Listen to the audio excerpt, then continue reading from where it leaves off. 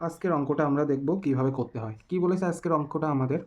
বার্ষিক 5% হারে সরল সুদে কত টাকা 4 বছরে সুদ 400 টাকা হবে। আমাদের এই অঙ্কে কি জানতে চেয়েছে? বলবো দাদা আমাদের এখানে জানতে চেয়েছে কত টাকা, মানে আমাদের আসলটা জানতে চেয়েছে। আসলটা জানতে চেয়েছে। তোমাদের কিন্তু সবার আগে প্রশ্ন পড়ে বুঝতে হবে কী কী দিয়ে দিয়েছে আর কী কী তোমাদের কাছে জানতে চেয়েছে। আসল সমান সমান আমরা জানি পি, আর আমরা শতকরায় যদি এটা প্রকাশ করি তাহলে শতকরায় আসল সবসময় কত পার্সেন্ট হয়? দাদা বলবো পার্সেন্টেজে আসল সবসময় 100% হয়। আর আমাদের এখানে এই অঙ্কে দিয়ে দিয়েছে কী কী? বলবো দাদা রেটও দিয়ে দিয়েছে, সময়ও দিয়ে দিয়েছে। তাহলে কি আমরা সুদ বের করতে পারবো? বলবো দাদা হ্যাঁ দাদা, সহজেই আমরা সুদ বের করতে পারবো। আই সমান সমান কী বের করতে হবে আমাদের অঙ্ক? তাহলে 5কে 4 দিয়ে যদি আমরা গুণ করি তখনই আমাদের সুদের পার্সেন্টেজটা বেরিয়ে যায়। তাহলে 5কে আমরা 4 দিয়ে যদি গুণ করলাম তাহলে আমাদের কত পার্সেন্টেজ বেরোলো? 20%। আচ্ছা এখানে আমাদের কোন টাকাটা দিয়েছে? আসলের টাকাটা দিয়েছে নাকি সুদের টাকা দিয়েছে? বলবা দাদা সুদ দিয়েছে 700 টাকা। যেটা যেই টাকাটা দিয়ে দেবে আমরা সেই টাকাটা ওপরে লিখব। এটা কত পার্সেন্টের ভ্যালু? এটা কি আসলের পার্সেন্টেজের ভ্যালু নাকি সুদের পার্সেন্টেজের ভ্যালু? বলবো দাদা এটা সুদের পার্সেন্টেজের ভ্যালু। তাহলে সুদের পার্সেন্টেজটা আমরা সবসময় নিচে লিখব।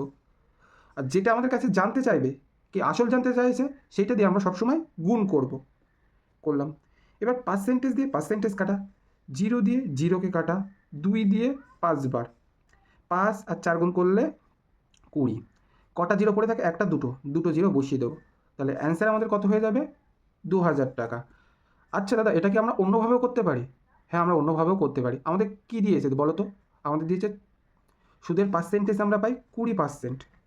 সুদ পাই 20%, যেটা পার্সেন্টেজে। এটার সমান কত টাকা দিয়েছে? বলবো দাদা আমাদের এটার সমান সুদ দিয়েছে 400 টাকা।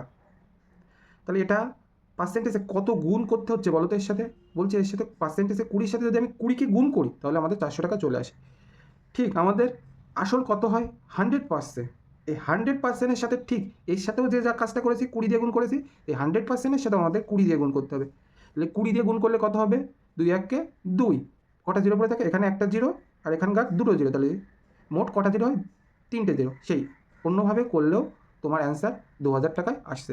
তাহলে পরের অঙ্কের উত্তরটা তোমরা সবাই আমার কমেন্ট বক্সে বলে দিও। এখানেও কিন্তু বলে দিয়েছে কোনো টাকা 11% হারে 5 বছরের সুদ যদি 165 টাকা হয় তাহলে আসল কত? আসল মানে 100%-এর ভ্যালু কিন্তু তোমাদের কাছে জানতে চেয়েছে। এখানে দিয়ে দিয়েছে 55%-এর ভ্যালু, যেটা সমান 165 টাকা। আর তোমাদের কাছে জানতে চেয়েছে 100%-এর ভ্যালু। তোমরা ক্যালকুলেশন করে আমাকে কমেন্ট বক্সে এর উত্তরটা জানাবে। এইভাবে কিন্তু সরকারি চাকরির পরীক্ষায় অঙ্ক পেন না তুলেও করা যায়। তাই এই ধরনের ট্রিক্স শিখতে আমাদের পেজটাকে ফলো করে রাখো।